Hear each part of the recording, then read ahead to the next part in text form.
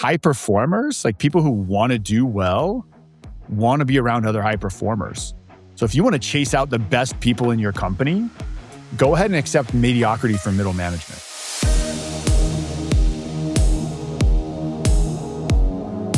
Welcome to Visionary Leader. We got Sean Patton. No relation to General George Patton, but equally as powerful, and you're going to discover that today, equally as powerful in what he brings historical advantage to this game and today's leadership. Powerful guy today. You're going to need to pull over, turn up the volume, get your journals out, and take some copious notes because you're going to want to use this stuff with your team. You're going to want to dive deep on this. So, Sean Patton, give me some of you, man. Tell us who you are. I appreciate that, Jim. So I grew up a small town in Kansas with a single mom, probably statistically in the 1980s, more likely to end up in prison than West Point. But 18 years later, I ended up at West Point, going to our nation's premier leadership institution. And feel free, we can talk about like that decision. But that really immersed me in what it meant to lead. And I spent the next 10 years after I graduated as an active U.S. Army officer in the infantry and Army Special Forces. Super grateful for the opportunity to command an infantry rifle platoon, a sniper platoon, and then in Special Forces, 2 different Green Beret detachments. Served almost 30 months deployed, 22 months in combat, both Iraq and Afghanistan. And then about 11 years ago, actually this month, 11 years ago, got out to pursue my entrepreneurial dream. And what I wanted to do then was what I get to do now, which is I'm an executive coach and do leadership speaking and training with companies. What I didn't want to do is come out and be the military officer with zero business experience or education and start telling business leaders, let me tell you about real leadership, guys, when like I've never been in those trenches, right? And so for me, I thought, what's the quickest way for me to, catch up and see what applies, what doesn't apply, what make mistakes, like get dirty and give myself the confidence to have that conversation. And it was get a formal education in business. So I got my MBA from UNC Chapel Hill. And then it didn't have to be a big company, but I thought if I can start my own company and get it self-sustainably profitable where it makes money without me, then, that seems to be the quickest way to learn all these things. And, Jim, it turns out that starting a business with zero business or industry experience is the fastest way to make as many mistakes as possible. And so 3 weeks later, I went through a bankruptcy, lost everything, started my second company, and took those lessons and grew that to a multi-million-dollar valuation in a few years.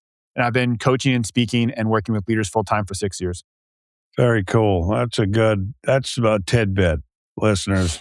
He gave you a tidbit of who Sean is, but let's dive deeper today. Let's see if we can get him to purge a few of these things. The business strategy, most business owners have been around a long time. I started my business at 19, and I can tell you within 2 years or 3 years, this is pretty normal. You're either gone or you're bankrupt and figuring it out pretty quick.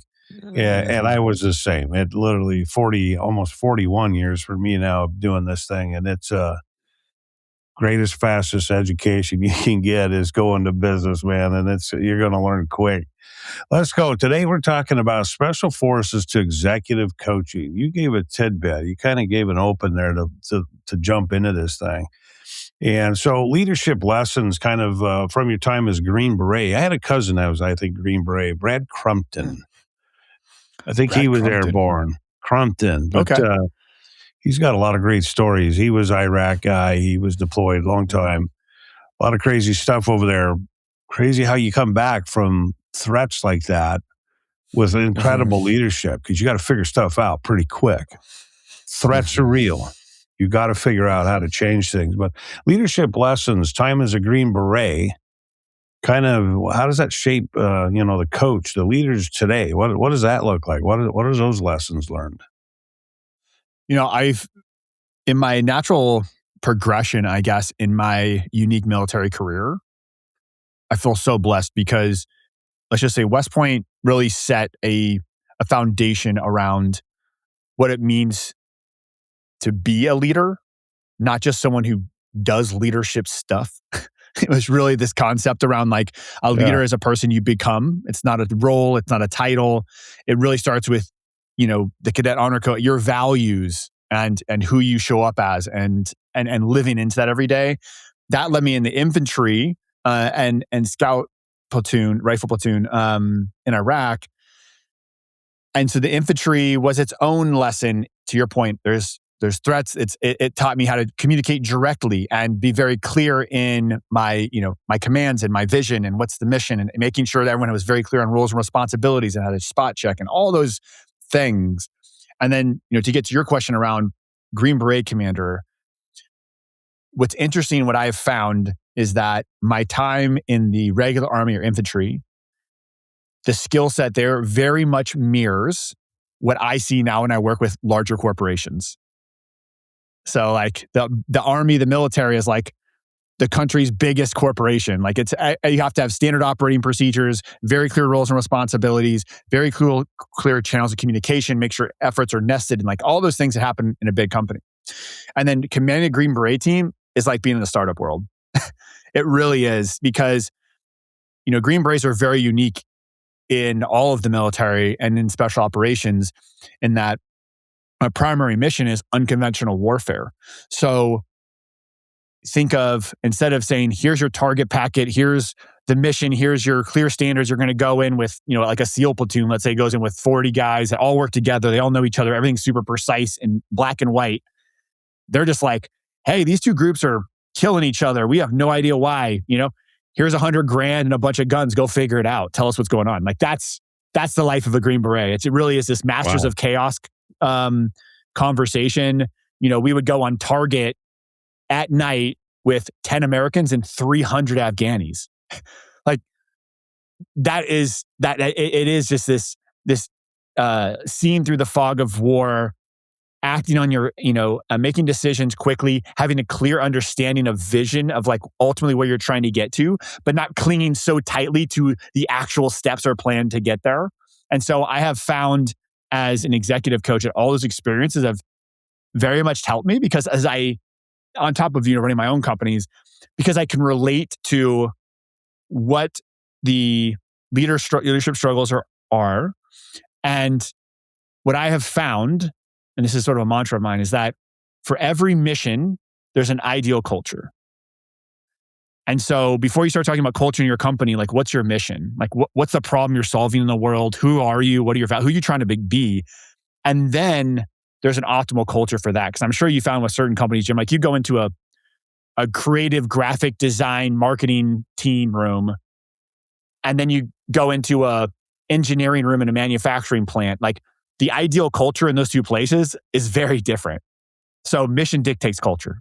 Yeah. I write a lot while I'm talking on this show, and I got a half a page. This is crazy. I literally have a half a page already. I got to show you this. I start writing stuff quick because it provokes thought, and it was literally have a clear vision. As I wrote this down, have a crystal clear vision, what that mission looks like. Where am I going? With flexibility. Mm-hmm. With flexibility, because you 300 Afghan, or you're going at it, you got to be able to flex. You were crystal clear on the direction we're going, but you got to be able to flex because things are about to pop up, and that is so relatable in the leadership space. Wow, I'm going to have great notes today. This is going to be a fun day, guys. You got to listen in. Empathy. So I had an opportunity to team up with Chris Voss, and we have a co-authored book that's about to come out, and it's called Lead with Empathy. And I'm stoked. This is crazy that I had this opportunity to be able to jump in on this thing.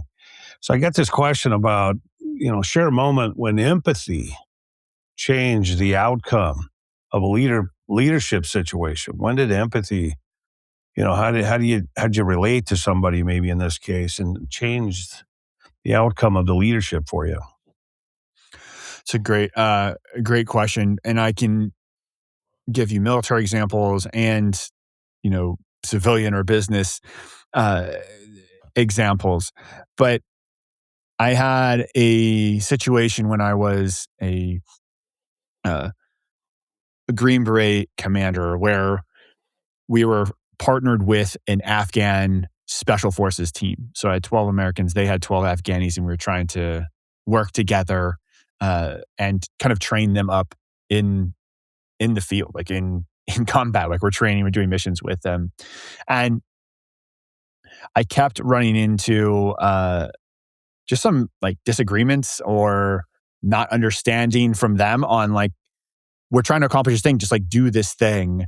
And we need to leave here. We need to operate this way. We need to, we are going to have to walk, through here. And he kept like giving me pushback, but the problem with that culture and they're not Arab in Afghanistan, they're Central Asian, but it's also in Arab cultures, where like they won't say no.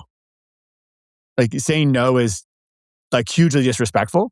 And so they would, so you would ask, it'd be actually really frustrating until you got used to it, because you would ask them to do stuff and they'd be like, oh, inshallah, which means God willing. And I'd be like, all right, but like, are you going to be there? Like, are you going to do it? And they're like, yeah, inshallah. I'm like, not non-committal. I need you to tell me like what, yeah.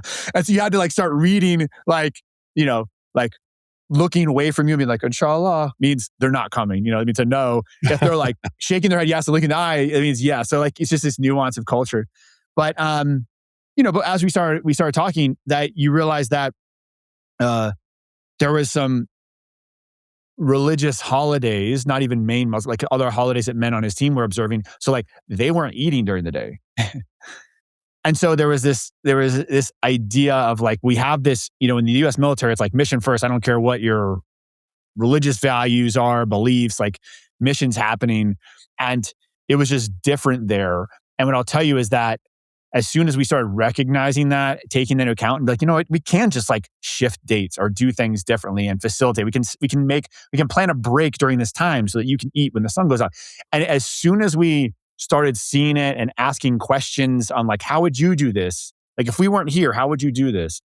And taking that into account of how they were seeing the world and what mattered to them, their buy-in to mission and our communication just went through the roof, and we had amazing results for the next 3 months. Wow.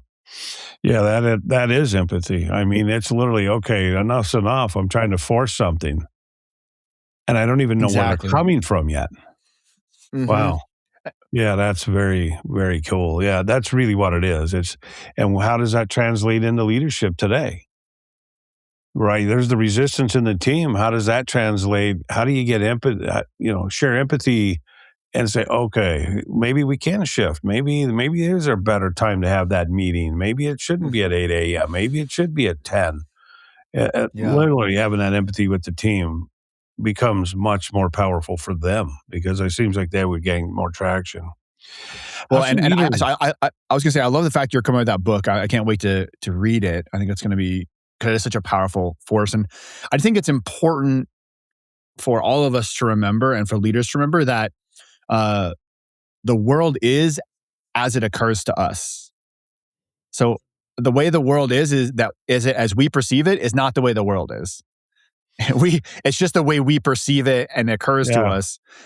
And so just because you and someone on your team are looking at the same problem, the same client issue, the same whatever it is, that doesn't mean that the way you're perceiving that is the same way they're perceiving that. And if you don't take the time to ask the question, understand it, you'll lose the wisdom of those different perspectives. And you start to get, even in our own lives, right? We get to this thing where like, what we're seeing, we assume is truth on the ground, and not recognizing that and I remember there's maybe it's in your book, I don't know, there's a great stat. I have actually a note from an earlier call. I need to look this stat up. But it's insane, basically, that our bodies, like our senses and our eyes and everything, our brain is taking in and capable of seeing, it's something insane, like 50 terabytes of information in a second. Yeah, it is huge. It's huge. But then it gets processed through our brain, and what we focus on, we see like 50 bits of it. Yeah. And so what that means is like scientific numbers on that. I mean, it's crazy, the numbers. And they do a metaphoric funnel, and they show this giant funnel, and then you get this little straw at the end of content that you're actually capable of managing. processing. And some of that is self-deception. It's literally because we believe it. We think they all get it. We have a perception of things, which is self-deception. It's literally, we've convinced ourselves they all get it. We're just going that direction. Green Beret, I mean, you guys got to really align. You got a mission. You got to come back. That can be self-deceptive because it's literally, I'm convinced they're all on the same page with me. As leaders, it's the same. We can be so self-deceptive. We've convinced ourselves that they know, or we've convinced ourselves they don't even get it. It can be in both directions. Like they don't get it, and whatever the hell it may be. We haven't defined it. Yeah, self-deception, man, that could be deadly in your profession. Wow. How should leaders respond when their team is capable on paper? This is great. We go through the interview, we get all the profile assessments, and we look at this guy. Dude, this guy's almost walking on water. And then they're disconnected in task or in event for the day. How do we tie that together? How do we respond when the team's capable on paper but disconnected in actual work? So I think there's like a larger context for this, and then there's the like tactical answer of like, how do we make sure tasks are aligned and people have clarity about what they're supposed to do? But I think what's more interesting, we can get into that, but I think what's more interesting is the larger question of you've got these people that are great on paper, but when it comes down to it, like they're underperforming or missing and why aren't we getting the most out of our people, basically, right? And almost every time, I'm going to keep coming back to vision on this call, Jim, but like you have a vision for the company or a goal or mission for the company, you have objectives, whatever you want to call it. You have that. And what most leaders never do is sit down and say, okay, Jim, you're in this role now. We just hired you to be the VP of engineering. Why are you here? Like, what's your vision? What's your goal? What's your motivation? Why are you here? If in a year from now, you look back and you're like, joining this company was the best decision I've ever made, what would you be telling me? Right? You start asking those questions, then you take what matters to them and then align it with what the company vision and mission is and make sure they're aligned. Because so often, right, we assume that the easiest one is compensation, right? We assume that, what matters most to this employee is that like they get paid and they get their bonus. And as long as they get that, they'll be happy. And then you go to talk to them and they say, well, you know what, actually, like my youngest is a senior in high school and it's the last soccer season. Games start at 4:30. We don't get done until 5:30. Well, it really matters. If I can make every game for the next 2 months, that would mean everything. Yeah. And then as a leader, you say, well, why don't you just come in an hour early? And he's like, well, yeah, that'd be easy. And all of a sudden, like you've now aligned company and values and mission the other way. Instead of what happens a lot of times, right, is then that person starts cutting out early or showing up or like doing stuff or they're taking meetings off video and on their phone because they're driving it. Then you're pissed off. You're like, we just hired you. Like you're getting your money. Like maybe we're going to cut your bone, and you're just totally not communicating about what actually matters. But man, when you can have that conversation and you know what matters to this person, why they joined the company, why they're in the role, what greatness looks like to them. And you say, awesome, let's align it. So when you do that, the company wins and now you're in alignment. There's no limit. But growth, all growth. Yeah. When your people are growing, the team will grow, the company will grow. Yeah. It's not the opposite. Company doesn't grow and then magically everybody just shows up and blossoms. That's not how it works, man. That'd be great if it did. Holy smokes, that'd be awesome if it actually worked that way. And to your point, Joe, what happens is, right, is like sometimes because of the market or just like whatever happens, the company grows. And this happens more often than not, especially when I get called in to work with companies, grows faster than the people in the company, the leaders in the company. And that's when disaster can strike. Yeah, exactly. because they're not prepared. And so you have to be pumping and you almost want your personnel and their development to be one step ahead of company growth. Because if you get too big of a gap the other way, things fall apart. Can be deadly. It's one of the things we do, like when we start bringing new people in, we have the discussion of define success. Mm. Define the word success, because people don't ever think of that. They just keep chasing success. I'll put up my air quotes. They keep chasing the proverbial word success with never knowing the meaning.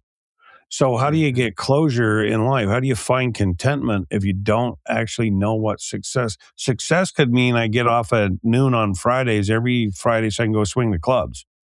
Great, Mhm. that's success. We can get there, man. Well, you're going to feel like a genius by the Friday at noon. Yeah.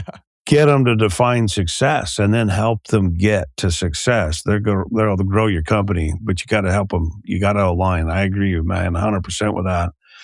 What patterns do you see in executives who are trying to lead teams while carrying that heavy personal load? Crap happens. It happens to the owners. It happens to Trump. It happens to anybody you Mm. can think of. What does that look like? How are they dealing with things? Like what are the patterns in strong leader teams? How do we do this while Mm. carrying that heavy personal load? Mm. What I find most often is that leaders who are carrying maybe too much of the load or feeling like it's all on them, whatever, there's always beliefs and story behind that. There's always a belief that goes back to earlier in the company, childhood, whatever, of um, if it need to get done right, I need to get it done. Hmm. If things are moving too fast, I don't have time to train them on this. They, like there's something in there that's doing that. And oftentimes, and we're going kind of deep right now, oftentimes those come down to four basic survival needs: look good, feel good, be right, be in control. And here's the thing is that's like, if that's happening and it's happening in some point of all of our lives, like that's just like, I guarantee you in some point in your life, like one of those things is driving your decisions. And so it's like, we don't need to like moralize it. Um, welcome to being a human, but know that when you have a company or a team or a family or an individual whose primary motivation is fear, you'll never get the results you want. And all four of those are fear driven. I'm scared of not looking right. I'm scared of looking bad. I'm scared of not being in control. I have trust problems, like, or being right. I'm going to cling to this belief and take everybody down with me because I don't want to admit that I could be wrong. Right? Like we're clinging to that. And I feel like we're going super deep. Let's go. We're on like level 2. Let's go level 3 deep, Let's which do is, go. let's keep going. You down? All right. Yeah. Let's So we go go. down one more level. There's really only two primary drivers for human behavior at all, and it's fear or love. Yeah. And so that's your choice. And um, all too often, sometimes on purpose, companies are set up where the primary driver is fear. And I make up, you will never get full capacity and efficiency out of your people and long-term success with a company run by fear. Yeah. Yeah. It's John Maxwell's book, 5 Levels of Leadership. He talks about, that level 1 leadership. When you get a new person on the team, they're really based on fear. And then you actually start to impact, influence, and inspire. Now you get in level 3, level 4. That's a very different connection than trying to lead with fear. Like, I told you to do this, the fear of threat of you're going to lose your job on Friday, always based on fear. That's not even leadership. That's just crap. That's a fear based thing. And you got zero growth, guys. If you're listening to this, you got zero growth looking at a fear led based program. First level is everybody's got fear. Second level, it has to be inspirational. It has to be a caring. It has to be that you love this person, that you give and receive love unconditionally in this case. It's Mhm. literally that matters. Otherwise, you won't matter. You got to Mhm. find a way. Wow. We define at I'm an executive coach at a larger. I actually recently put my coaching practice under this larger firm called Novus Global, which is awesome, great. It's been really fun to be a part of a big team of just super, uh, just superhumans and great coaches. And one of our values is love. And I love how they define love as fierce advocacy for someone else. Mm. Oh, the advocacy part is the cool piece to that. Mm-hmm. Yeah. Yeah. So if you want to love your people, you're going to, and sometimes that is calling them forward or calling them out on, I think you're capable of more. I think how could we help support that? Yeah. Sometimes it is positive reinforcement. Sometimes it's clarity. Sometimes it's, whatever that looks like. But to your point, I've always said leadership is love, and you can take that a lot of different ways. Yeah. But I particularly like the definition of its fierce advocacy. The advocacy, for another. yeah, that's the cool part. We have it as a core value with our company, and it just says we will give and receive love, no conditions. It's literally because we go through life and sometimes we don't slow down enough to let people love on us. For you, and I got this from Ramsey a few years ago, Dave Ramsey. He literally said, "Why do you not let people give you birthday gifts?" I'm like, well, that's a great question. I don't believe in it. I give gifts, but I don't let anybody give to me. He's like, that's cheating. That's like robbing them of their opportunity to love on you. And I'm like, wow, I've never thought of it that way. And since then, I've changed. I absolutely accept things graciously. Still having that feeling sometimes not deserving it always. But it's literally, why did I cheat everybody? My wife bought me a watch one time. I got to tell this quick story. She bought me a very nice Rolex. And I asked her to take it back, and she did. And that's what segued this whole story of why Dave told me what he told me was, I said, no, I made her take it back. I'm like, I didn't need to watch it because that was kind of crazy. He said, you stole from her. You literally stole her emotional attachment to you in that moment. You stole that from her. You robbed her of an opportunity to give with no strings attached. And I'm like, wow, we as leaders got to do better with that. It's let people love on us and give love freely, no strings attached, no strings. You got to give it freely, and you got to be able to receive it freely.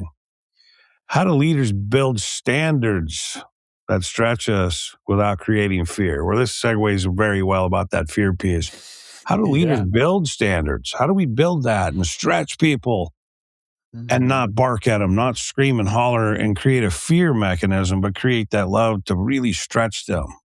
How do we do that? I love that. Well, I think that, there's, I believe it's called the Pygmalion effect. There's this principle around, they did a study with students, and it's been replicated multiple times. But basically, people will rise to whatever expectation or standard you have of them most of the time, and they will almost never exceed it. So it's calling you forward of like setting those high standards. And I think there's so many reasons to do that. And then we'll talk about maybe implementation. I mean, ultimately, I love the phrase, your culture will be shaped by the lowest standards the leaders are willing to tolerate. Yeah. I think that's true. Absolutely true. And when you have standards you don't enforce, when you accept mediocrity, and that becomes okay without repercussions, when you don't have high growth standards and people aren't, you mentioned growth, like you set these high standards, that's their opportunity to grow. And the reality is like high performers, like people who want to do well, want to be around other high performers. So if you want to chase out the best people in your company, go ahead and accept mediocrity from middle management. And your best people will be out the door because they don't want to work with those people. Yeah. And so that may mean that some people need to go. That's okay. That's the standard you have. And that doesn't mean we work people into the ground or do any of that stuff, right? You still lead with love. You give them support. I think that the best thing you can do is be very clear with standards, even if they're expectations, in an ideal scenario for most things, I would love to see agreements versus expectations. So don't just say, "Hey, Jim, here's your 10 things, and here's your your metrics for the month. Good luck." You sit down and let's agree to those together. Jim, what are you capable of this month? Yeah. What does that look like? Oh, okay, cool. All right. And then you create an agreement together. Here's what we need from you. What do you think? And then you come to an agreement together on what a standard is, and then they have some ownership over that. And I think that could be very powerful as well, depending on the situation. And ultimately, if you are, so if you're very clear with your standard, and I have another framework I can give you on what I call a 5 Bravo communication method I developed in Afghanistan that I use with companies now to add some clarity here. So I'll give that to you after this. But let's just say you have clear standards. If you actually give them, and if you come to an agreement, you actually give them the standard and you give them support to do it and they fail. Awesome. Data. It's 2 things. They either, one, need more training. Cool. Let's identify the training and get them retrained. Or we've identified that they are unwilling or incapable. Awesome. They need to move to a new role in the company or outside the organization. That's a fair decision to make. But what I see happen is a lack of clarity around standards, is unsaid expectations to you mentioned earlier, like in our head, it's a self-deception, like, of course they know that's the standard. And then they're like, I didn't know that was the standard. Like, that was the standard, or you've thrown down like to your salespeople, you're going to make this, you're going to make 100 calls, you're going to do that, you're going to do this. And by the way, I'm going to throw 6 hours of meetings a day on your calendar. And you're setting them up for failure. There's no agreement, no realistic expectation there. So clear standards are great. The lack of clarity is where we go wrong. And if you're going to give, I call it giving an order, but if you're going to give a tasking or to anyone, and I've had companies actually take this framework and change their entire like internal RFP process to communicate this way. So it's 5 Bravo. So it's task, purpose, intent, end state, timeline, and back brief. So task, what do you actually want done? Purpose, why are we doing it? And how does it impact the larger mission? Like what other departments, systems, whatever. So that's the purpose. Intent is the how. Are there any specific ways you want or have to get this done? And then end state, when you're done, this is what you mentioned earlier, this is what success looks like. When you're done and you say, I'm done, I did a great job, it's going to look like this, very clear on end state. And then timeline, when is it going to be done by? And surprisingly, that's where most people fall short. Hey, here's the project. We should get that done. Get that done now when you get a chance. What the hell does that mean? Yeah. And so you give them task, purpose, intent, end state, timeline, and then the back brief part adds the clarity. The back brief says, all right, Jim, now there was a lot. I want to make sure we got it all. What do you got? You give it back to me. Yeah. And almost every time they're going to be missing something. Half the time because they were busy taking notes, they didn't hear it. Half the time because you thought you said it and you didn't. But if you don't get a back brief to add clarity around that. So if you create a standard and you use some system like that, get a back brief, make sure they understand it. Now you're in a beautiful position because you can actually make that decision if something doesn't work, that they either need more training or they need to move to a different role. But if you don't have clarity in the standard, you can't even make that decision. You'll be gray in all things then. There's zero clarity at that point. It's like no accountability to the standard means you don't have a standard. Mm-hmm. It's literally, there isn't a standard. And so that gets very confusing for your team. They're like, well, Mary was held at this level. You're asking me to be held at this level. There's zero clarity in between those. There's no standard. It's literally moving the goalpost. Moving the goalpost. No one can make a touchdown that way. You got to make sure you're crystal clear on those standards. Wow, this is good stuff, man. And those 5 pieces: task, purpose, intent, sync, and timeline. Date stamp everything. If you commit, you date stamp it. If you say yes, it gets a date stamp. When am I going to be done with this thing? And what does done look like? How do you get closure? Wow. Yeah, exactly. Yeah, that's so powerful because ultimately we want to have we want to have an organization with integrity, and I don't mean that in like a moral sense. I mean that in if I'm a person of integrity, I do what I say I'm going to do by when I said I'm going to do it by. Yeah. And we all want to be a part of that organization, and we all want to work with people who are that way. And when that doesn't happen, there's like in the coaching world, like there's gold there. Like if you make a commitment to me in the coaching arrangement and you don't do a couple things, now we get to actually examine why you didn't do those things. Yeah. And there's probably some deeper work there, some way of being, some identity, some belief. There's a reason you didn't do what you said you're going to do. Yeah. Or there's some strategy. You're saying yes to too many things. Cool. Like we can do work around that. But to your point, if you don't have clarity around what you've actually committed to, you don't know whether you're in or out of integrity as an individual or as an organization. And again, to your point earlier, that's just more data. Was it training or are we truly misaligned? Mm-hmm. Yeah. It's data. How do we process that in leadership? Yeah, that's good stuff, man. That's juice. I'm 2 pages deep here, guys. Let's go. Let's go. Leadership. What does it look like for leadership when leadership is tired, frustrated, uncertain? Wow. Here's a brief story. Let me open this up a little bit. In first week in March of 2020, we realized COVID was this thing. Literally, I'm in Denver. Flights were already becoming challenging. People were confused. Everything in the world became very uncertain.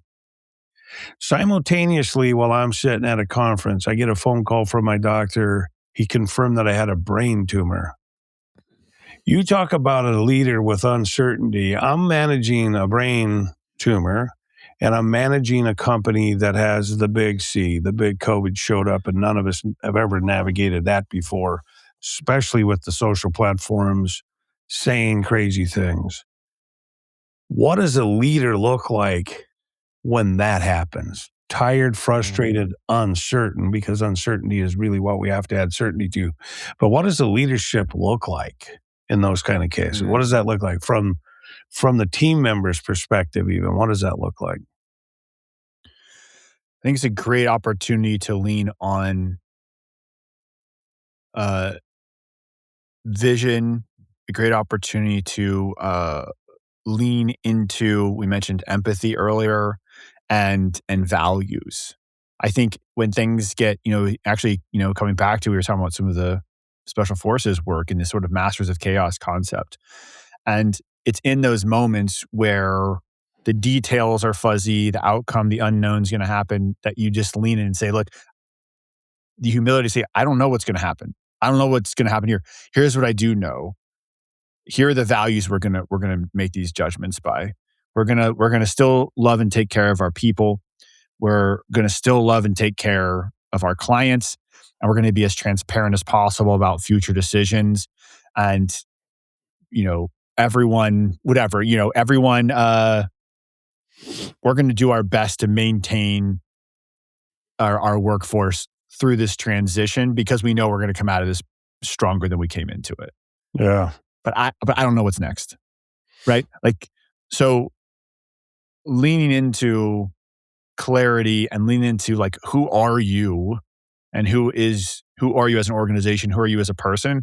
And standing on values through uncertainty, I think binds your team together in a way where it's okay to say, but I don't know what's going to happen next. None of us do, but we're going to get through it. Yeah. Yeah, I think the transparency in those cases, at least it was very effective during March of 2020 for me and our company, was I set the whole team down. Hey, here's what we got. Here's what I have. Where do you guys see this? And they instantly started. They had empathy like I'd never felt before. It was an emotional day for everybody. But they literally loved on me through what I was going through. And then they provided answers how they saw we would deal with the COVID, the pandemic. They came up with all of the solutions based on our core values and what we would do in the event of something catastrophic. And it was, for me, really empowering. One, I had support that I didn't know I would have yet. and literally changed the trajectory in March of 2020. And I got through everything I have just for the listeners understanding what I went through. I'm perfectly clear. But they literally got behind me like I was just a peer, which was outstanding. And they just loved on me and they loved me through this. Whatever you need. I said, I'll close the door a few times a week, maybe, because I needed to be undisturbed because I was confused in my head and stuff. But I'm here 100% otherwise. And they literally mimicked what I brought to them. They said, we don't know exactly what's going on with you, but here's what we're going to do. We're going to love you through this. And we don't know about all this COVID crap, but here's what we are going to do. We're going to be committed because we're here to serve people, and we're going to serve ourselves through that because we're going to keep loving on these people all the way through. And that's every buyer that we've ever had. And that was really freaking cool for me. And it literally changed the trajectory of, I had cancer. It was literally changing the trajectory for me and with me during that time. That's the power of culture, values, and leadership in a system. Because if you bring in people that are leaders, they're going to freaking lead you back. And you got master following before you can lead. That was a really cool experience for me. So frustrated, otherwise tired, go ahead. You can have all those things. But you still got to lead. And you still have to be able to be led. I love that stuff. I get fired up on that. That's an amazing story. It's a great story. And I would say in some circles, hopefully we're getting out of this, but in some points in leadership, there are going to be moments where you have to just go, right? And you will be tired and you will be like all those things. Yes, all those things are true. And I would say what I see more often than not is leaders who don't model the self-care that they want their people to have. And so they see it as this badge of honor. Like if this is a story I had to work through talk about like transitions out of the military into entrepreneurship, into business ownership, now as executive coach. This is something I had to learn myself was, in the military, especially in those types of units, like the answer when things got hard, tough, dark, whatever, was just like, go harder. Like that was the answer. Like you're not just going to quit the mission in the middle of the thing. Like you can't just sit down and be like, I'm done. So it was, the sun's going to come out, the mission's going to end, you're going to redeploy, like just go harder. And eventually and we got really good at suffering. Like got to a point where most people never get to, where like, I know I can push my body to the point that it breaks before my mind does because I've done it. Like we've that's what the training they put you through. And it's like a cool gift and like a really powerful skill, but it's such a double-edged sword because the other mentality was like, if you're not suffering, you're not working hard enough. Yeah. You're not being your best. You're letting people down. Like those are all stories that I took with me in entrepreneurship that put myself in the hospital. Like I said, I spent nearly 2 years of my life in combat, not a single panic attack. 3 years as an entrepreneur, I had 2.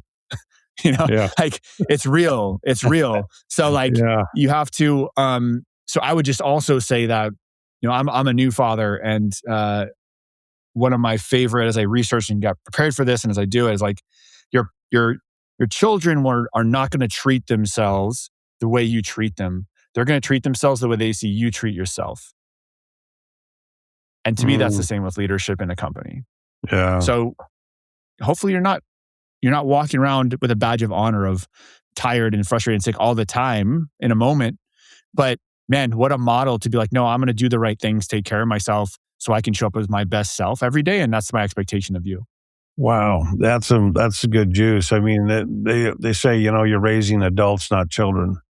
Yeah. Treat them with respect and dignity like you treat your great grandmother. The highest level of dignity and respect in all things. And that's who they become. And I always tell the George Washington story, and we'd never know this, but he was just completely incompetent. And the school wrote a letter to his mom and said, hey, this kid's useless. He can't be in this school. And George hands mom the letter and says, Mom, what does that letter say? And says, well, it says you're really a gifted child and that you should have the best education. And because you're so exceptional. We only know that story because he's George Washington, the President of the United States. Without that mom building on George, we'd never know that story. And that's really, we say, give them an A. It's literally, how do you raise the trajectory for a team member? We say, give them an A, because there's a few things they do that really is worthy of an A, and the other things can rise to that A. It's literally George Washington's story, and I tell this thing in many, many platforms, but I think it's a powerful story. She could have said what the principal wrote in that letter, and he would have been never George Washington as we knew it today. He would have still just been some kid that needed some special needs care, and he wouldn't have been the president. And that's just a powerful story. What do you want leaders to understand about strength, humility, and responsibility? After hearing your story and what you bring to the table, what do you want leaders to understand about that? Strength, humility, and responsibility. It's funny, there's a word that kind of sums up maybe all three of those to me. It's vulnerability. Having having like a responsibility to be vulnerable, having how strength is actually vulnerability. It's not seeming like you have all the answers and you're perfect and everything's fine, and putting on this facade. Again, that's driven by fear of being kind of found out. And I think people follow authenticity and vulnerability. That doesn't mean you're not also competent, right? Yeah. Or like you can handle responsibility. Like that's important to be competent in what you're doing. But if we're talking about like true leadership, if you can be authentically you and have the courage to admit where you have gaps and ask for input and admit when you make a mistake, that makes people want to be compelled to follow you. I love your George Washington example, and going back to my still favorite quote is from another founding father, John Adams, and president. And he said, if your actions, if your actions inspire others to dream more, learn more, do more, and become more, you are a leader. And those actions that you take that inspire those people to do more and dream more isn't just like no one wants to follow someone who's faking it. Yeah. And acting like they know it all. And like people can spot through all of that. And so if you are just like real with people, but you stay focused on, mission, stay focused on vision, and live into your values. And when you fall short, you admit, and then you tell them what you're going to do to fix it. I think people will follow you about anywhere. Yeah. Yeah, I agree with that. They say, these really smart people don't hide behind competency. It's literally, that's not how this works in leadership. It is some vulnerability. It is humility. It is a responsibility to show that you're just like the rest of the world. You came from something. You're on your way to something, but there's in the middle there somewhere. And don't hide behind competency. That's still fear-based if you're hiding behind something. It's literally be very forthright with people. Don't be the poser, as one generation used to call it. You're the poser. You're pretending to be something you are not. And it's don't hide behind the competency. You may have the PhD, the MBA, whatever the hell it is. Don't hide behind that. It's literally, you got to make sure that you still have humility. You got to come forward. You got to have those candid conversations, simple conversations. And I got an MBA, and I can say, I don't know. There's power in that. The I don't know has some power behind it.